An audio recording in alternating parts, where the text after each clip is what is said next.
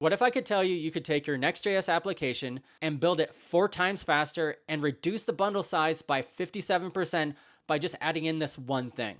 In this video, I'm going to explore vee-next, a new way to use Vite inside your Next.js application instead of TurboPack. I'm going to show you my benchmarks and how faster it made my application. I created this pause and clause dog grooming dashboard using Next.js. I vibe coded a little bit out, but I wanted to have a few technologies I think that we're all familiar with. I'm using Next.js 16 with the app router.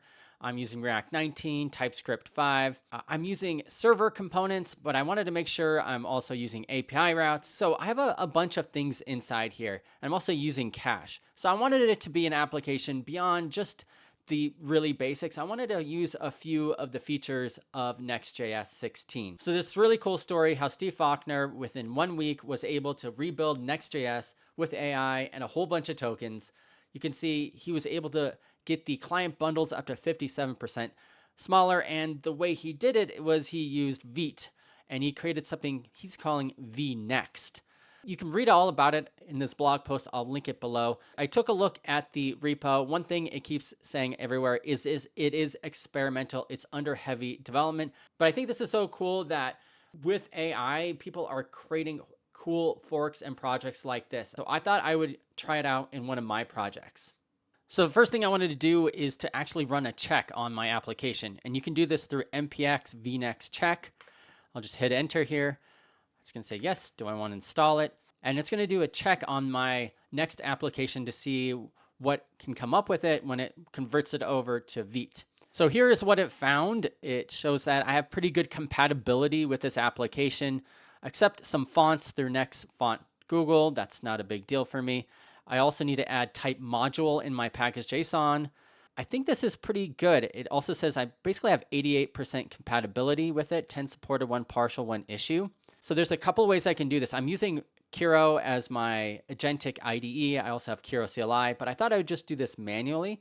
To get this working, we just basically need to run this one command. So instead of vee-next, I'm going to do vee-next init. So let's see how this goes. All right, it finished the init and it made some changes. Not that many. It added the Vite config, it added some new things in the package JSON.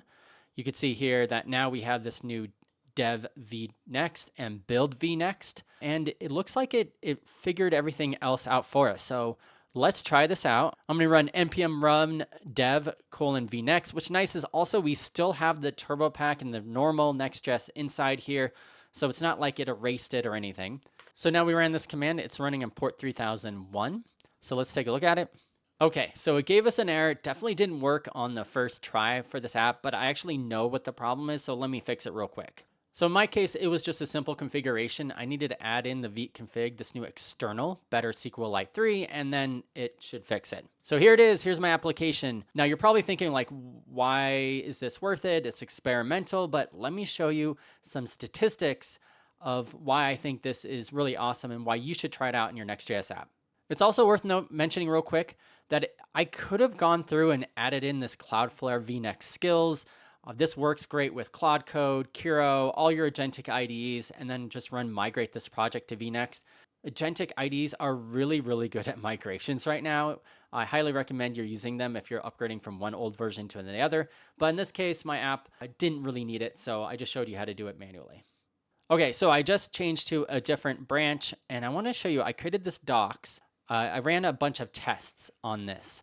So if I open this up in preview, so the build time, it went from 7 seconds, this is after removing the cache, to 1.1 seconds.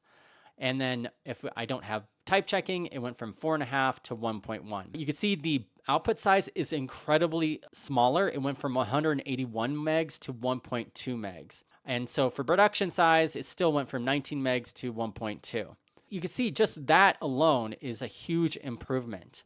However, though, there are trade-offs. First, I'll mention this again. It's experimental. Things are changing. Like, for example, the rendering modes. So for static pages, Next.js pre-renders on build time and serves as HTML, while vee-next renders on first request, then caches via ISR and cache handler. Next actually handles it a little bit better when you first open up your website. Let me show you, there's actually a GitHub issue about this. So there's something called static pre-rendering at build time. So Next.js pre-renders static pages to HTML at build time, and then pages with dynamic data fetching gets rendered once during build next build. Vite-next currently doesn't do this. So there is an open PR to make this issue go away, which I very much enjoy. It looks like they actually pushed it into main. However, they left it open because it's still not quite done. There's still more testing that needs to be done with it, but it's cool that the vee-next project is moving so fast that this may not be an issue in the future.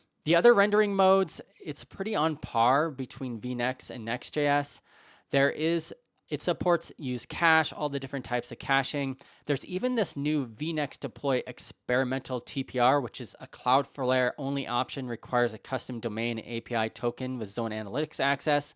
There's also this ISR in vee-next. That's one thing we can do, incremental static regeneration, that is supported with this new memory cache handler. I suppose if you have a large site and performance is extremely important for you, you would need to look into the details of each one of these cache differences between vee-next and Next to make sure that you're handling everything correctly. It looks like it works pretty well out of the box for most smaller sites, but I can imagine like ginormous sites are going to have to look into this very carefully. And for those of you wondering why the output is so much smaller, there's a few things. There's no pre-rendered HTML RSC. That's why vee-next is smaller. It doesn't bundle the server runtimes with the default output.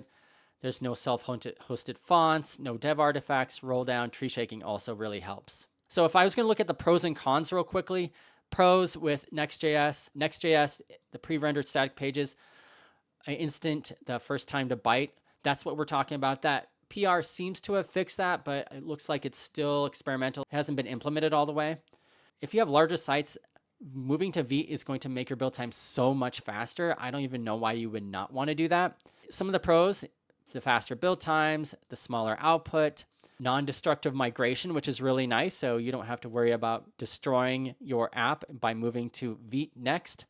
And if you're using Cloudflare, it has this native Cloudflare workers. But once again, it doesn't have build-time pre-rendering. Some of that fonts aren't supported yet. It looks like most of the API layer is covered, but not all of it. So you are going to have some minor issues. Like I had with Better SQLite 3, I had to add in that SSR external flag.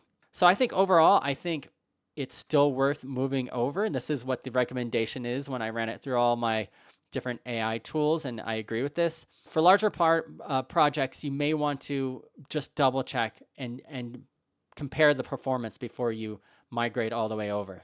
I want to hear what you guys think. Leave a comment below if this is something you're going to do with your next apps to move to vee-next. Take care.